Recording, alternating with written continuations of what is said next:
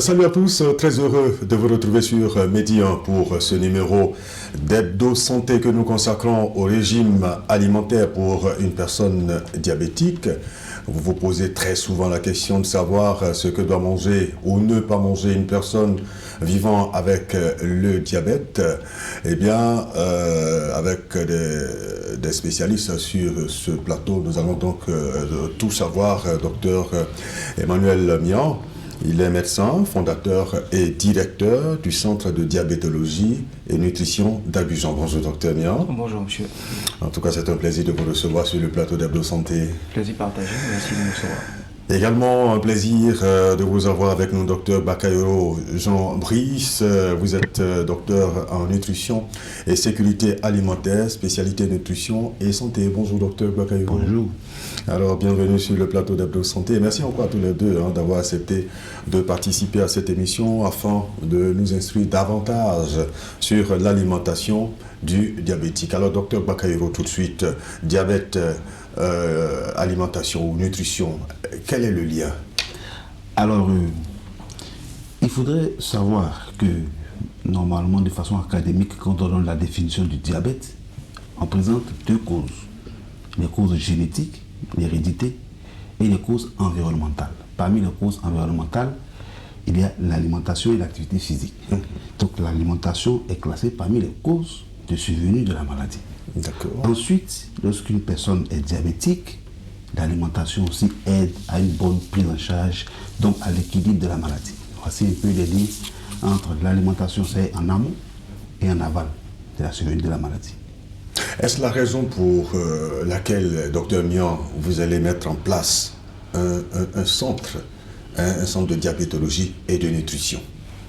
Tout à fait. Comme l'a dit docteur Bakayoro, effectivement, dans les causes, il y a les causes génétiques et il y a les causes environnementales.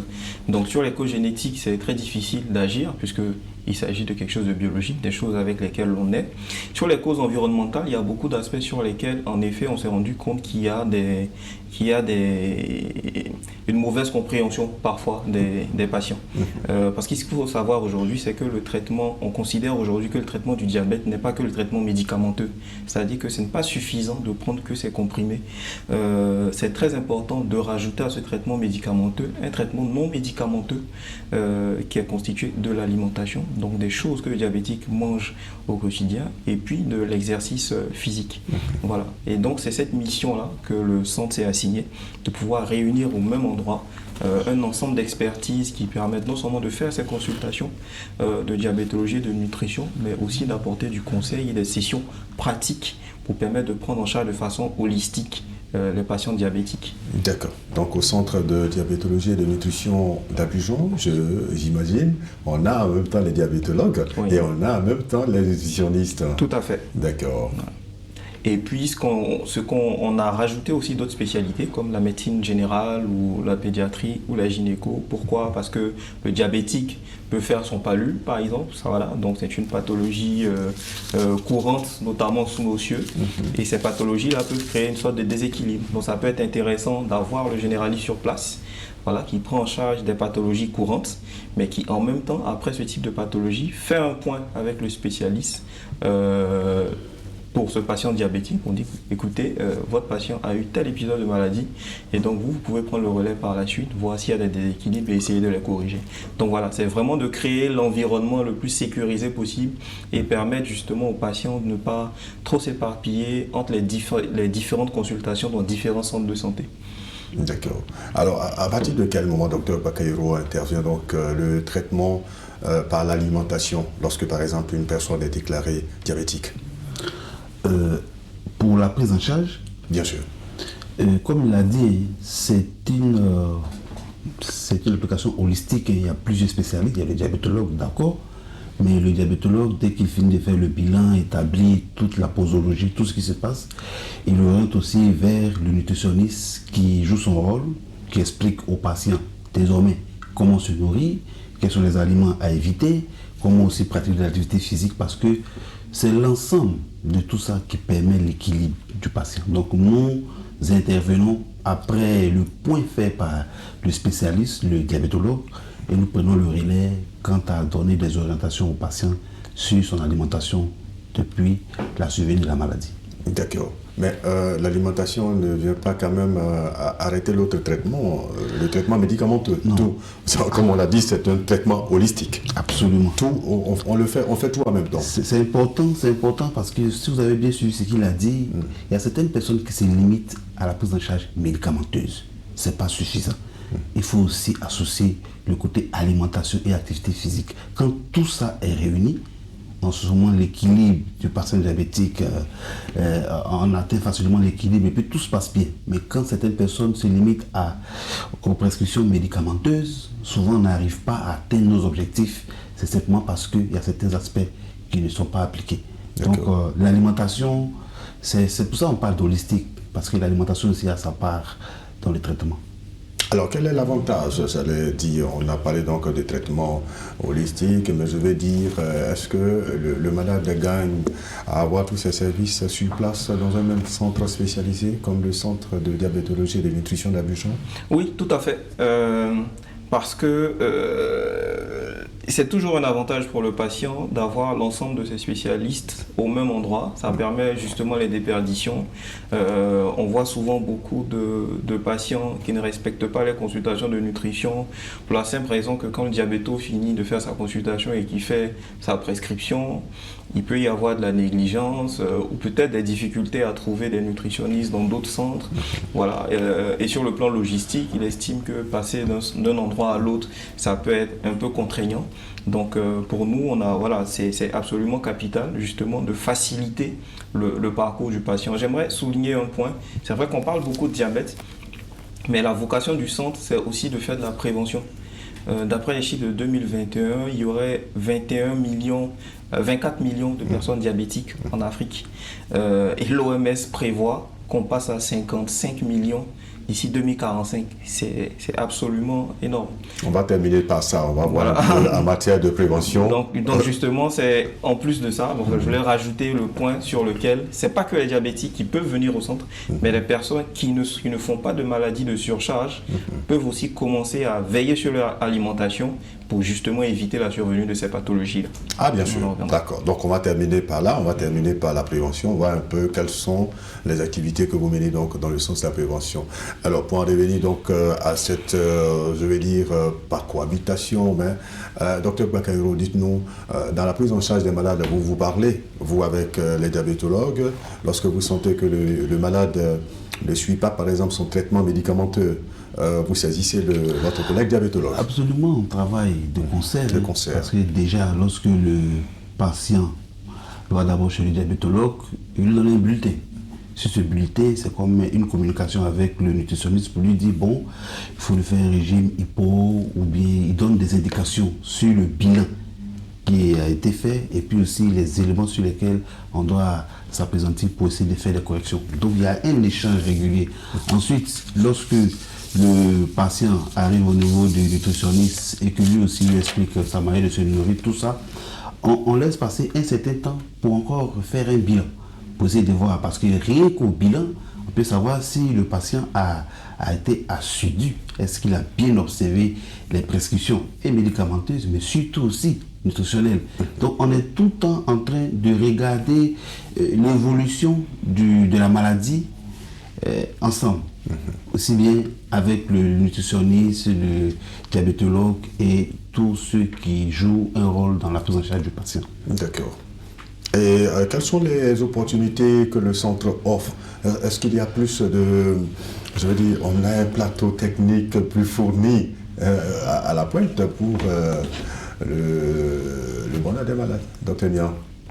Alors sur le centre, effectivement, on fait les consultations, c'est surtout l'expertise des patients, donc de prendre le soin d'avoir des personnes vraiment expertes sur le sujet et d'assurer aussi la cohésion et la communication entre ces différents experts. Donc ça, on y veille de manière assidue. Ensuite, en plus des consultations, on a des ateliers. Donc c'est des ateliers pratiques. C'est-à-dire que les patients doivent être en capacité de lire une étiquette nutritionnelle. Ce sont des choses qui ne sont pas connues, par exemple chez nous. Quand on dit à quelqu'un, par exemple, de prendre 100 grammes d'attiqué, quand vous lui dites 100 grammes, il ne sait pas. Enfin, ça représente quoi, 100 grammes? D'autres ne feront pas l'effort, en fait. D'accord. Donc, quand vous faites des ateliers pratiques, vous montrez aux gens ce qu'il faut faire, ce qu'il ne faut pas faire, et vous mettez des éléments visuels face à eux. Donc on veille à ces différents aspects, et puis ensuite sur le plan purement technique, ça sera de la biologie. Pour la biologie, on a des partenaires qui nous permettent de prendre en charge nos patients. Voilà. Alors, je voudrais qu'on revienne un peu sur les ateliers, c'est très pratique et c'est très intéressant. Ça se passe comment?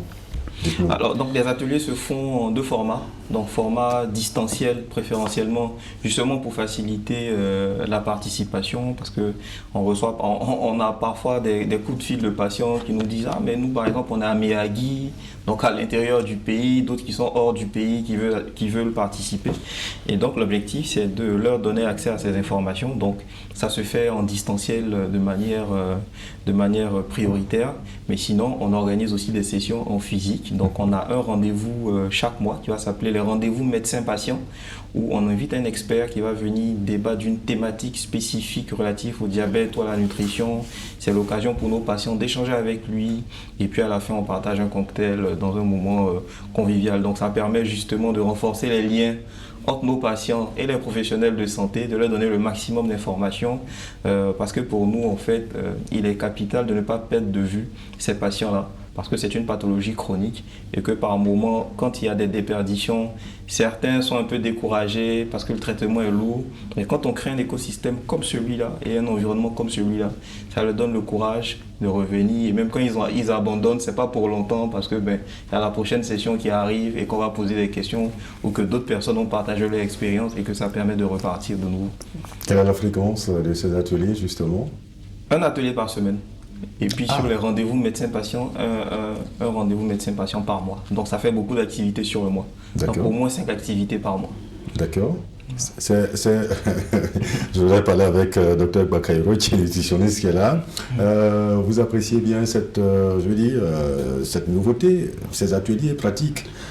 Mais c'est ce qu'on recherche, c'est ce qu'on souhaite, c'est ce qui manque. Parce que déjà, il y a quelque chose qui est ressorti, c'est la prévention. Souvent, le patient, il ne sait pas grand-chose. Ou même quand il est malade, il ne sait pas lire les étiquettes, il ne sait pas présenter un repas équilibré en fonction de ce qui se présente devant lui. Donc, ces ateliers sont très pratiques. Au sortir de ces ateliers, quand le patient se retrouve chez lui à la maison, il est capable de réaliser, il est capable de faire ça dans l'intérêt de l'équilibre de sa maladie. Donc, il n'est pas laissé pour compte. On lui inculque des connaissances et quitte à lui maintenant de les appliquer convenablement, et tout se passe bien. Donc, c'est cet écosystème, cet environnement, ce rapprochement entre les spécialistes et les patients. C'est ce qu'on recherchait, et ce centre le présente, ce centre l'offre, et puis c'est bienvenu en tout cas. D'accord.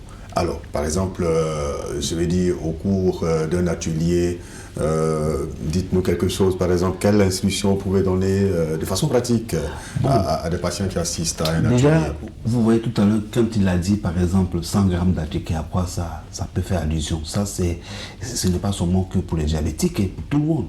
Quand on va lui dire, par exemple, que pour son déjeuner, il faut qu'il consomme 200 grammes, 250 grammes de riz ou 200 grammes de tel ou tel aliment, quand il doit consommer entre 150 et 180 grammes de poisson, quand il doit consommer une certaine quantité d'huile, 10 grammes, automatiquement, quand on rentre dans le grammage, ça devient compliqué pour apprécier. Mais c'est tout ça aussi le rôle de nutritionniste. C'est de donner des informations usuelles, des informations importantes pour permettre aux patients de savoir que ce repas que je viens de constituer, à partir de ce que j'ai appris, effectivement, c'est 200 grammes de riz, de attiqué, c'est 100 grammes de poisson, ainsi de suite. Et là, il est rassuré. Il a dans son assiette un repas équilibré. Parce que quand il va multiplier les repas équilibrés, absolument, l'influence de sa maladie, ça sera forcément positif. Donc, les ateliers sont très pratiques. On choisit un sujet quelconque qui est lié à la maladie, comment équilibrer son poids. Souvent, c'est élémentaire, c'est essentiel, c'est fondamental. Dans la prise en charge du patient, il faudrait aussi le contrôle du poids. C'est un élément qui fait partie de la prise en charge. Donc, on expliquera cela au patient.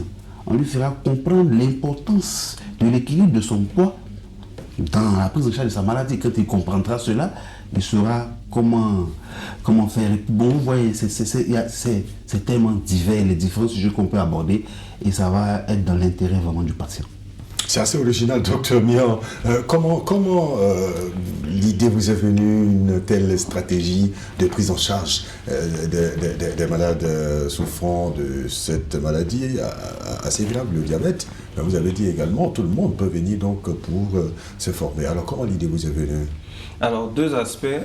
Donc, le premier, c'est une expérience personnelle, puisque ma mère est diabétique, donc elle a un diabète de type 2. D'accord. Et sa mère, à elle, était également diabétique, et diabétique de type 2. Ah. Donc, c'est une pathologie que j'ai expérimentée dans mon entourage. Et ma mère a eu son diabète au décours de sa grossesse. Et la pathologie s'est installée. Voilà, elle a fait ses comprimés, après elle faisait l'insuline. Je voyais aussi dans son parcours que c'était parfois pas simple d'avoir un spécialiste. D'accord. Et des possibilités pour avoir des ateliers, etc. Donc, c'est cette expérience en fait qui m'a conduit à m'intéresser un peu plus à cette pathologie. Et puis ensuite, j'ai fait des études de médecine. Je me suis beaucoup documenté. C'est sûrement ça qui vous a amené à embrasser la profession de médecin. Ça a été un aspect important, en effet, même s'il y en avait d'autres. Et puis, en regardant justement plus les données épidémiologiques sur la pathologie, on se rend compte que c'est quelque chose qui gagne en ampleur. Et puis, ce qui est dramatique, c'est que c'est une pathologie qui se rajeunit. Aujourd'hui, il n'est pas rare à Abidjan de rencontrer des jeunes personnes de 35, 38, 40 ans qui ont déjà des diabètes, parfois associés à d'autres pathologies chroniques. Donc il devient urgent d'agir. Bon, déjà pour les patients qui ont les pathologies qui sont installées, leur donner un bon écosystème pour les prendre en charge, les former, etc. Mais même pour les patients qui n'ont pas encore de pathologie chronique, qui peuvent déjà, aujourd'hui, une considération de nutrition, il ne faut pas attendre justement d'avoir une pathologie de surcharge. Pour moi, aujourd'hui, c'est devenu absolument nécessaire pour une jeune personne de faire sa consultation, d'avoir de bonnes habitudes alimentaires dès maintenant pour repousser l'échéance de la maladie ou pourquoi pas ne pas l'avoir du tout. Voilà. D'accord. Alors c'est assez intéressant, Dr Bakayoko, on va saisir donc l'occasion. Dr Mian vient de parler de bonnes habitudes alimentaires. Quelles bonnes habitudes alimentaires vous pouvez recommander à nos téléspectateurs? Pour ceux qui sont touchés par la pathologie, au moins tout le monde. En général. De façon générale. Oui. De façon générale, ce qu'il faudrait savoir, c'est que, certes, on s'est dit que, pour ça c'est pour les spécialistes, mais je vais parler. D'accord. On s'est dit souvent qu'il y a un régime alimentaire du diabétique. Mais pour les spécialistes, on sait qu'en réalité, c'est une alimentation équilibrée qu'on lui apporte. Tout est dans l'équilibre. Quand la quantité de glucides consommés régulièrement est équilibrée, des lipides est équilibré, des protéines est équilibrées, ça fait un repas équilibré. Et quand il n'y a pas d'excès, il n'y a pas de raison que certaines pathologies s'installent. Et pendant vos ateliers, vous parlez également de... Vous enseignez un peu aux personnes qui assistent, aux malades, comment équilibrer c'est les ça repas. l'intérêt des ateliers. C'est ça même l'intérêt. L'intérêt même, c'est de rendre indépendant le patient. Quand il va acquérir certaines connaissances, comme je l'ai dit, il pourra l'appliquer aisément chez lui-même à la maison et faire de ça une habitude. Et en ce moment, il quitte des mauvaises habitudes vers les bonnes qui vont le préserver de beaucoup de complications par rapport à sa maladie. Alors certainement que ça va interpeller les uns et les autres à venir au centre de diabétologie et de nutrition d'Abidjan pour participer donc ne serait-ce qu'à ces ateliers pour apprendre, je vais dire de façon avancée, hein. On va prendre un peu nos différents mets. En Côte d'Ivoire, on a la tchéké, le gaba, le foutou, la loco. Quand on va au Sénégal, on a le tchèp. Quand on va au Mali. Alors, quelques conseils rapidement à nos différentes populations africaines sur ces différents plats que je viens de citer. Alors, les conseils basiques, je reviens encore au mot que j'ai dit tout à l'heure. Il faut un repas équilibré. Si on prend par exemple un Sénégalais qui a l'habitude de consommer son tchèp et autres, on ne va pas forcément mettre une croix là-dessus. Mais on va lui indiquer simplement la quantité d'huile à mettre là-dedans parce qu'il fait les excès à ce niveau. On va lui indiquer quand il doit se servir la quantité de riz qu'il doit consommer. On va lui indiquer aussi la quantité de viande ou de poisson qu'il va consommer dans son assiette. Ce sont ces indications, comme je l'ai dit, qui vont faire que l'individu, de façon régulière à la maison, pourra constituer en fonction du menu qu'il va choisir un repas équilibré. Chaque fois qu'il va être capable de mettre dans son assiette un repas équilibré à chacun de ces menus, on aura tout gagné. L'équilibre au niveau du menu va entraîner aussi l'équilibre au niveau des paramètres métaboliques et ça y va de l'intérêt de l'équilibre de sa maladie.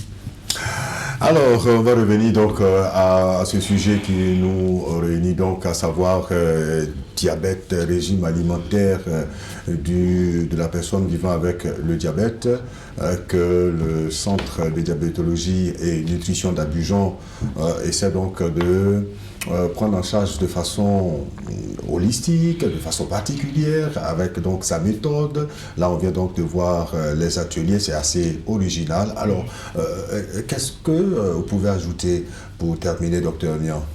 Alors pour terminer, moi j'aimerais insister sur la prévention parce que comme j'ai cité tout à l'heure les chiffres de l'OMS, on est en train de se rendre compte que les pathologies de surcharge gagnent du terrain, spécifiquement le diabète. Donc faudrait inculquer à la population que aller voir un nutritionniste, faudrait pas attendre d'être diabétique ou d'avoir une pathologie installée pour faire une consultation. Une consultation, ça peut se faire très jeune, de se dire que ok, je n'ai pas l'expertise pour savoir comment équilibrer mon alimentation. Il y a des experts pour. Quand dans la vingtaine, on a déjà vu un nutritionniste et qu'on a de bonnes habitudes alimentaires, la probabilité d'avoir un diabète à 35, 40 ou 45 ans s'amenuise. Et on peut arriver à ne pas avoir ce type de pathologie, ou bien, comme je le dis toujours, c'est toujours préférable d'avoir une pathologie chronique à 70, 75 ans que de l'avoir à 35 ans, de toute façon. Donc c'est de vraiment mettre l'accent sur la prévention pour que les personnes qui ne sont pas malades puissent venir au centre, commencer à se faire suivre, et puis bien entendu pour les personnes qui ont ces pathologies déjà installées là, de passer au centre également. D'accord. Allez, donc je rappelle également que le Centre de diabétologie et nutrition d'Abidjan a récemment organisé donc des journées portes ouvertes pour permettre à la population de voir un peu ce qui s'y fait. Exactement. La population a répondu a répondu présence. Donc voilà, on a eu des sessions intéressantes. Donc ce jour-là, on a fait une présentation des activités du centre, donc la vision du centre. Dr Bakayoro a animé une session où il a donné quelques éléments de nutrition. On a fait un atelier ce jour-là de nutrition, justement, pour parler d'alimentation, de grammage, etc. Lecture d'étiquette nutritionnelle, donner un aperçu de ce qu'est un atelier. Les gens ont eu l'opportunité de visiter le centre. Et puis, on s'est séparés avec un cocktail dans une ambiance bon enfant. Donc, ça a été une très belle expérience. Ah ben j'ai hâte de venir donc visiter le centre. Et certainement, à la fin de la visite, on terminera par un cocktail. Parce que là, un cocktail équilibré. Très équilibré, oui, là, j'en suis sûr. Alors, docteur Bakayoro, je pense qu'on a fait le tour de la question. Hein. Oui, on a fait le tour de la question. Un petit mot. Oui. Un petit mot. Vraiment, nous, on aime bien ce côté prévention. Nous, prévenir que guérir. Bien sûr. Donc, c'est important de venir vers l'information et de savoir que faire pour l'éviter. D'accord. C'est vrai, quand une personne est touchée, on va lui montrer aussi comment prendre en charge la pathologie, mais nous, on aime beaucoup plus l'aspect prévention pour aider le maximum de personnes. D'accord. Voilà. Il faut donc prendre soin de soi-même lorsqu'on souffre par exemple d'une telle maladie, telle que le diabète, et prendre donc toutes les dispositions, parce que la nutrition est un facteur assez important dans la prise en charge du diabète. Docteur Brice, je pense que je dis bien. Absolument. Bien. En tout cas, merci à vous pour toutes ces informations. Docteur Bakayoro, Jean Brice, je rappelle que vous êtes docteur en nutrition et sécurité alimentaire, spécialité nutrition et santé. C'est bien ça. Alors, également à vous, docteur Emmanuel Mian, vous êtes médecin et fondateur et directeur du Centre de diabétologie et nutrition d'Abidjan. Un centre que je viendrai visiter parce que là, votre façon de fonctionner me plaît bien. On viendra donc voir vos installations et puis on invite les uns et les autres à venir à vos ateliers. Moi, je m'empresserai donc de venir voir un peu les ateliers, comment équilibrer mes repas. Nous serons ravis de vous accueillir. À très bientôt. Donc, en tout cas, on a eu plaisir donc à parler avec vous. Revenez-nous très vite donc pour qu'on puisse continuer la réflexion sur la nutrition. Hebdo Santé, c'est terminé pour aujourd'hui. Merci à l'équipe qui l'a réalisé et à vous qui l'avez suivi. Prenez soin de votre santé et à très bientôt pour un autre numéro, toujours sur Média.